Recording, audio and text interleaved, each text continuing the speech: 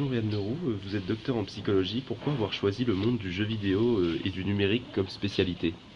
Alors je ne l'ai pas vraiment choisi, c'est lui qui m'a choisi parce que j'ai commencé à utiliser le numérique quand j'étais quand j'étais petit. Je jouais avec un ZX 81, c'était un petit ordinateur. Puis ensuite j'ai toujours joué avec des jeux vidéo. Et ensuite quand je suis devenu grand, comme on dit, je me suis rendu compte que les enfants que je recevais dans mon travail avaient eux aussi des jeux vidéo ou dans les poches ou dans leur tête. Et donc ça m'a donné l'occasion d'utiliser les jeux vidéo comme médiateur. D'accord. Que pensez-vous de l'introduction des jeux vidéo dans le quotidien des enfants aujourd'hui? Bah, je vois pas comment faire autrement. C'est la même question que l'introduction du livre dans le quotidien des enfants aujourd'hui. C'est-à-dire qu'il faut le faire avec soin, lentement, mais vraiment il faut le faire parce que les jeux vidéo font partie de la culture des petits et des grands. Donc ils doivent être, cette introduction doit être accompagnée par les parents et puis par les grandes personnes qui s'occupent des enfants. Ouais. Justement, beaucoup de personnes pensent que le jeu vidéo peut être un danger pour les enfants. Que leur répondez-vous? Bah, qui se trompent.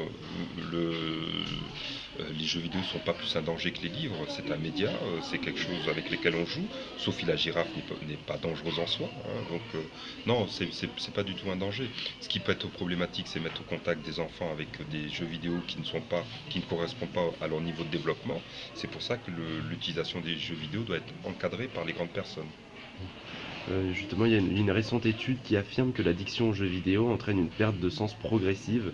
Approuvez-vous ces affirmations et sinon, qu'en pensez-vous? Bah, non, y a pas, j'ai pas de seal of approval. Hein, je vois pas à quelle étude ça fait, vous faites référence là.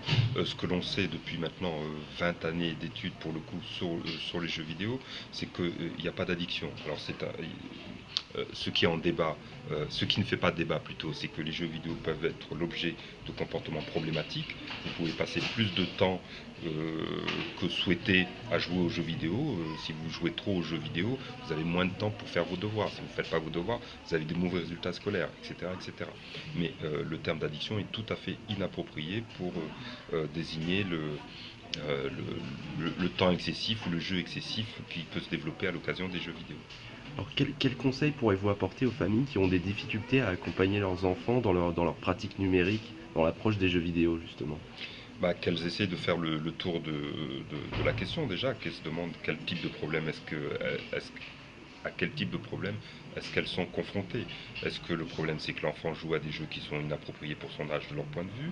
Est-ce que le problème c'est que l'enfant joue trop longtemps aux jeux vidéo et qu'il ne participe pas à la vie de la famille de ce point de vue-là, etc., etc. Donc il y a d'abord un premier diagnostic à faire. Ensuite il y a à voir avec l'enfant comment on peut aménager son temps de jeu. Hein. Il y a des contrats à passer avec les enfants. Et puis voir et évaluer ce qui marche et ce qui ne marche pas. Et si rien ne marche, c'est que le problème n'est pas un problème d'éducation et qu'il faut faire appel à un spécialiste pour essayer de comprendre ce qui est sous ces difficultés que la famille rencontre. Qu'est-ce qu'un bon jeu vidéo pour vous? Est-ce que c'est plus un serious game ou un jeu vidéo peut se retrouver? Non, un serious game, c'est pas un bon jeu vidéo. Un serious game, c'est un serious game. Un bon jeu vidéo, c'est un jeu vidéo avec lequel on s'amuse. C'est un jeu vidéo auquel on n'a pas envie d'arrêter de jouer. C'est un jeu vidéo qui rend triste quand on a fini la partie. Ah, c'est un jeu vidéo dont on parle des années après. C'est un jeu vidéo qui permet de se faire des copains. Ah, tout ça, c'est un bon jeu vidéo.